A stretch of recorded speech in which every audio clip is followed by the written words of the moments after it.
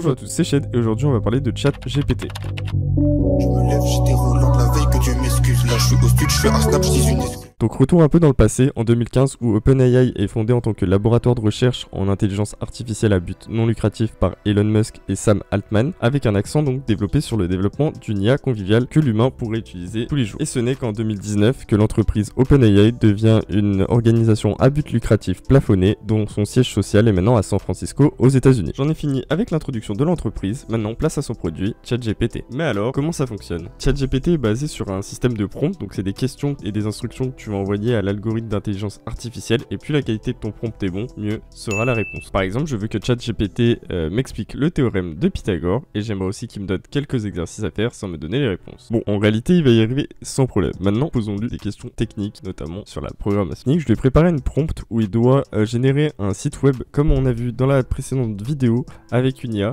Donc cette fois-ci, on va voir ce qu'il fait. Donc là, il nous génère le fichier CSS et HTML. Donc là on peut voir le fichier CSS et là le fichier HTML.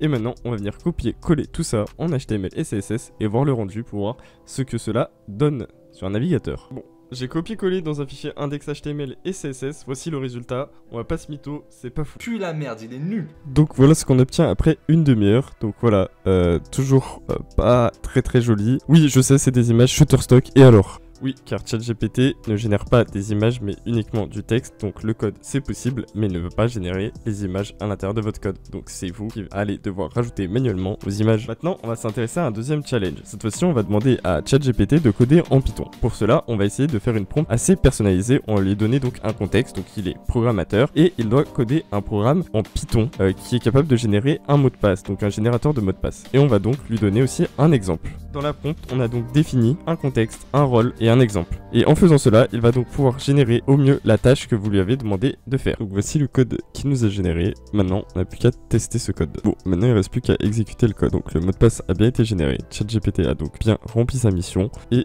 on peut donc lui donner une médaille. Et moi, j'ai plus qu'à trouver du travail.